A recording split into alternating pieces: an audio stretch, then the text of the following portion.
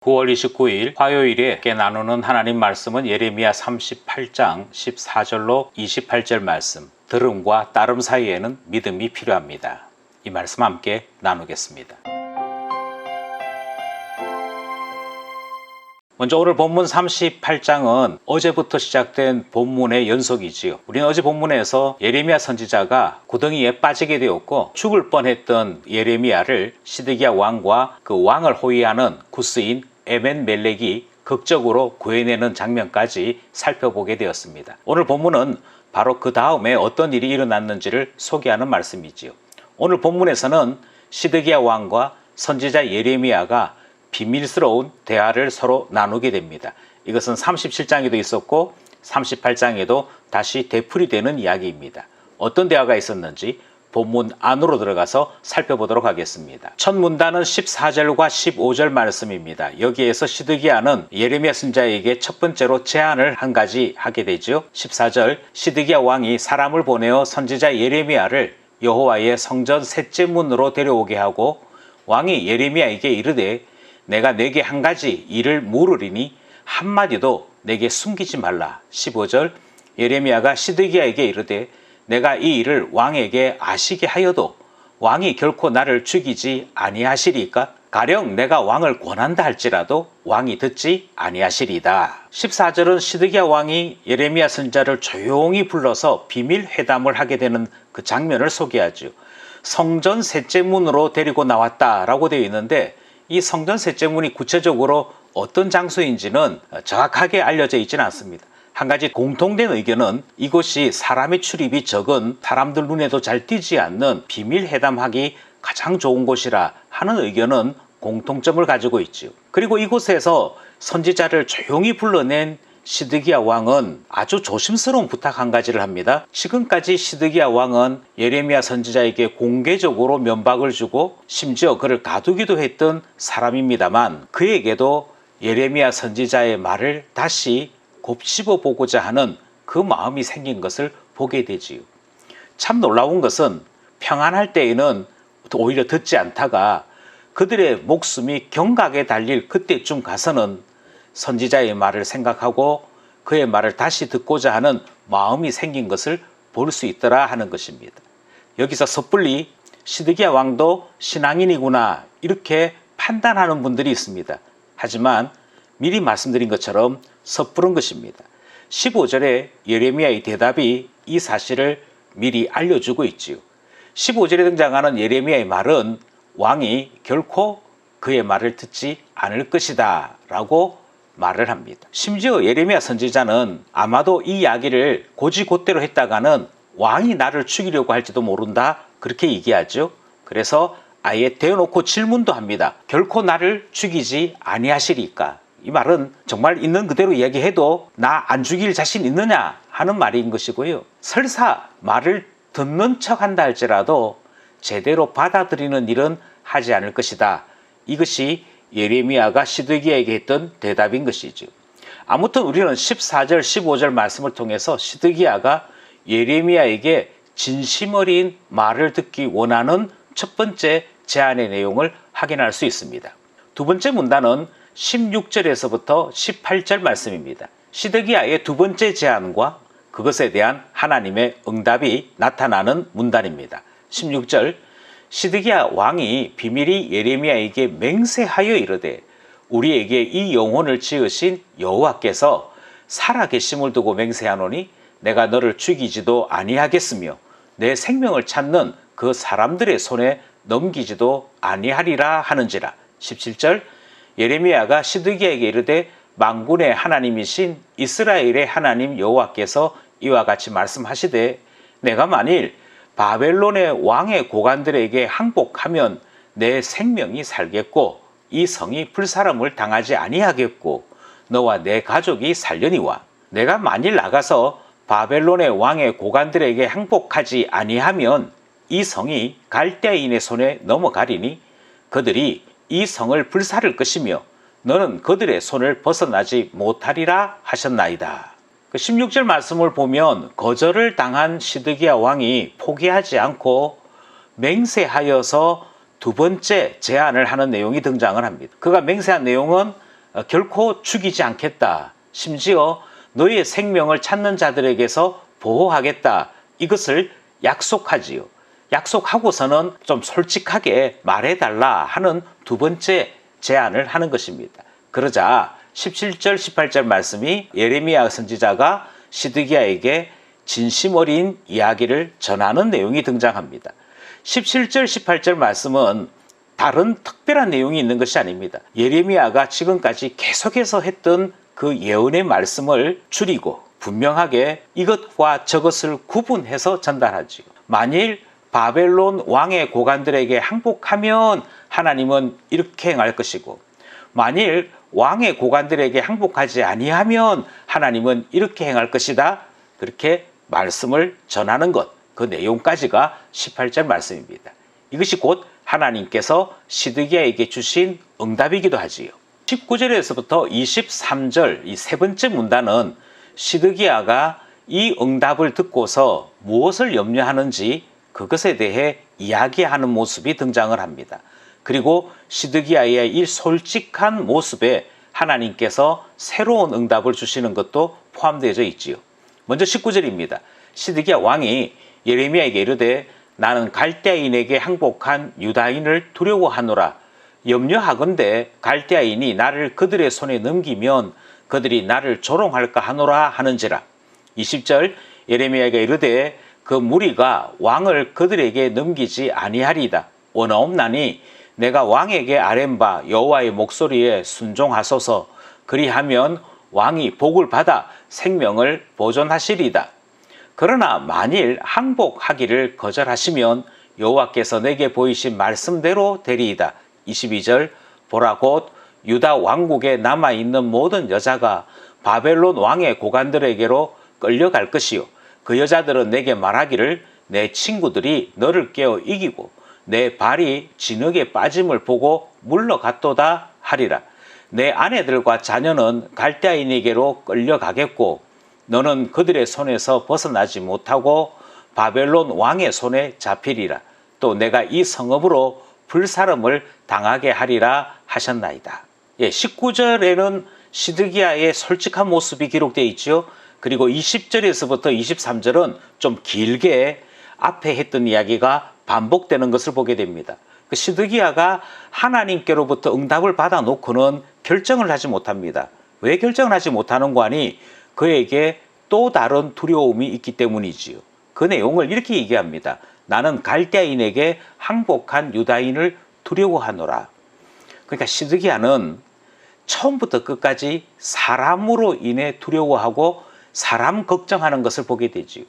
우리는 어제 본문에서 시드기야가 고관들을 두려워하는 것 보았습니다. 심지어 내가 내 마음대로 할 줄 아는 것이 무엇이 있느냐라고까지 한탄하는 모습을 보았죠. 그런데 오늘 본문에서는 항복하면 그것이 사는 길이다 하는 말을 들었으나 시드기야가 정작 하는 얘기가 갈대아인들에게 먼저 항복하고 그 갈대인과 함께 예루살렘 성을 공격하는 유다인들이 있더라 하는 것이죠.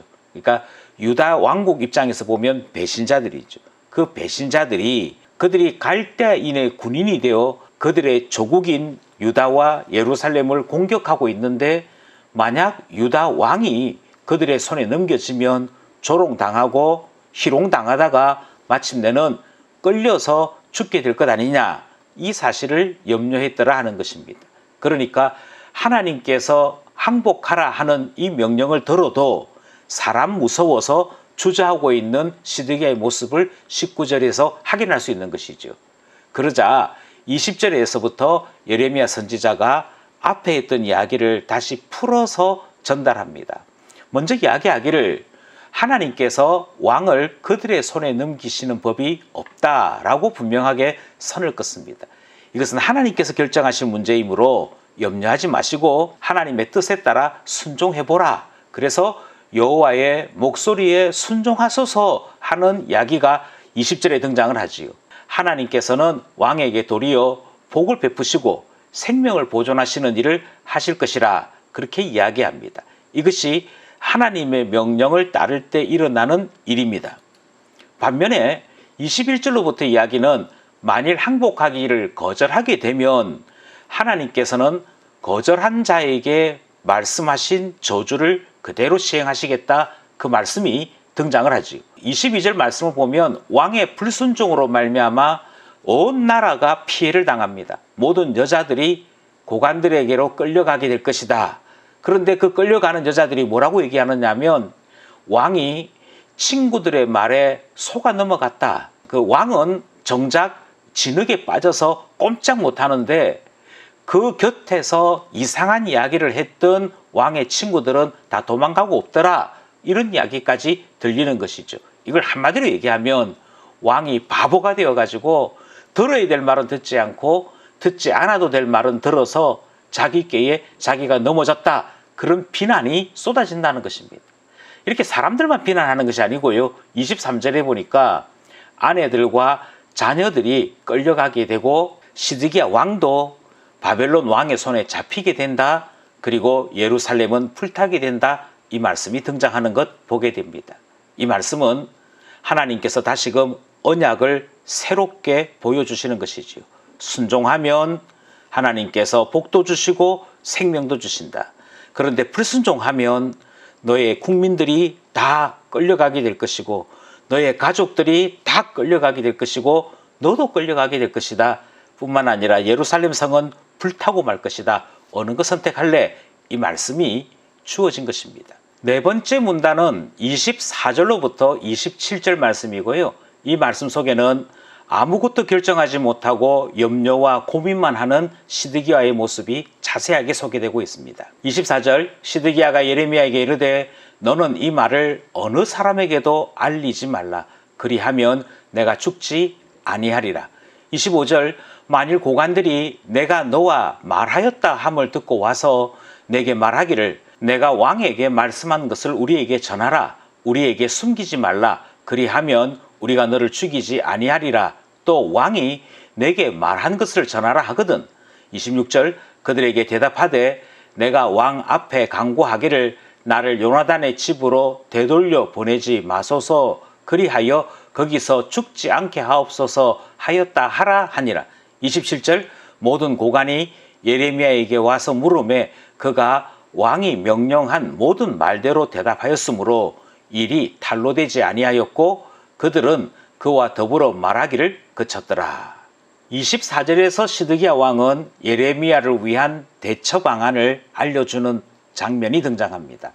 바꿔 얘기해서 이제부터 내가 알려주는 말을 잘 들어야 이 선지자 예레미야가 살아남을 수 있다 하는 이야기가 등장하는 것이지요. 그렇게 말하는 이유가 25절에 보니까 분명히 고관들이 너를 찾아올 것이다 이 이야기가 등장을 합니다. 그러니까 시드기야 왕과 고관들은 같은 마음 같은 뜻이 아닌 것을 보게 되어지고요. 여기에 등장하는 고관들은 훨씬 더 강경한 국수주의자들인 것을 발견할 수 있습니다. 반면에 시드기야는 많이 예레미야의 말을 신뢰하면서도 그럼에도 불구하고 사람 무서워하는 것이 그대로 나타나게 되는 것이지요.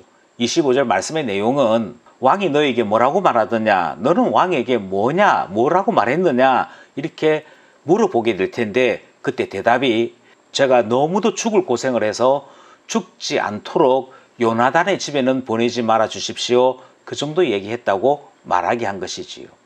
그러자 이 이야기를 들었던 고관들이 더 이상 말할 필요 없구나. 대단한 선지자인 줄 알았더니 그도 죽음 앞에서 벌벌 떠는구나. 이 생각하고는 더 이상 말하지 않은 채 각자의 집으로 돌아갔다 하는 이야기가 등장을 하는 것이지요. 우리는 이 본문에서 이 당시 고관들이 얼마만큼 영적으로 어두운 존재였는지를 확인할 수 있습니다. 동시에 시드기야는 예레미야를 한편으로는 아끼면서도 그러나 한편으로는 여전히 신앙대로 살지 못하는 주저주저하는 사람, 결정하지 못하고 담대하지 못하고 신앙으로 살지 못한 채 주변 사람들 눈치만 보면서 결코 모나지 않으려고 하는 한 사람을 보게 되는 것이지요. 마지막 28절은 예레미야의 모습을 소개하고 있습니다. 28절 예레미야가 예루살렘이 함락되는 날까지 감옥들에 머물렀더라. 마지막 날까지 감옥들에 머물렀다 하는 말은 그가 생명의 손상을 입지 아니하고 보호받게 되었다 하는 말씀이 28절 말씀인 것이죠. 그러니까 예루살렘이 멸망할 그 당시에 시드기야 왕은 어떻게 되었고 고관들은 어떻게 되었고 예레미야 선지자는 어떻게 되었는지를 우리에게 알려주는 말씀이 오늘 본문 말씀인 것입니다. 여기까지 우리는 본문 내용을 살펴보았습니다. 이제 세 가지 정도의 교훈을 가지고 되돌아보고자 합니다. 먼저 19절 말씀해 보니까 나는 갈대아인에게 항복한 유다인을 두려워하노라 이렇게 말한 시드기야의 말이 있었습니다. 하나님을 주인으로 모시지 못하면 이처럼 사람 무서워합니다. 참된 신앙은 두려움을 이겨냅니다. 하나님 앞에 신앙으로 살아가는 우리 되어야 할 것입니다. 두 번째로 우리는 21절 말씀을 보려고 합니다. 그러나 만일 항복하기를 거절하시면 여호와께서 내게 보이신 말씀대로 되리이다. 예레미야 선지자는 하나님을 언약의 하나님으로 지금까지 계속 소개하고 있는 모습 봅니다. 하나님의 말씀이 이러합니다. 그 말씀에 순종하면 하나님이 일하실 것이고 그 말씀을 어기면 하나님께서 이렇게 대우하실 것입니다. 이 내용이 언약의 메시지이지요. 하나님은 하나님의 언약을 우리에게 소개하시고 난 다음에 순종하면 복이 있다 말씀하시고 불순종하면 하나님의 저주가 있다고 말씀하십니다. 이것은 모든 성도들에게 주어져 있는 내용이지요. 우리는 복을 선택하고 살 것인지 저주를 선택하고 살 것인지를 결정해야 합니다. 하나님은 강요하지 않으십니다. 복과 저주를 눈앞에 두었으니 무엇 선택해야겠느냐? 오늘도 물으시는 분이지요. 하나님의 복, 하나님의 마음, 하나님의 결정을 따라 살아가는 우리 되기 원합니다. 마지막으로 28절 말씀 살펴보려고 합니다. 예레미야가 예루살렘이 함락되는 날까지 감옥들에 머물렀더라. 유다 사람들 대부분이 죽거나 포로로 끌려갑니다. 예레미야 선지자가 예언한 것처럼 여자들이든 그들 중에 신하든 그들 중에 왕과 왕의 가족이든 가리지 않습니다. 모든 사람들이 죽거나 포로로 끌려가는데 매우 놀랍게도 감옥에 갇혀있던 예레미야는 함락되는 날까지 무사하게 안전하게 보호받는 것을 확인하게 됩니다. 이것이 하나님의 놀라운 섭리요 하나님께서 베푸시는 놀라운 통치이지요. 우리는 이 사실을 발견하면서 주 안에 있는 나에게 딴 근심이 있을 수 없음을 다시 한번 확인하게 되는 것입니다. 여기까지 우리는 오늘 본문 말씀을 함께 나누었습니다. 끝으로 기도 제목 붙입니다. 기도와 말씀으로 살아가는 우리 모두 되기를 간절히 소원합니다.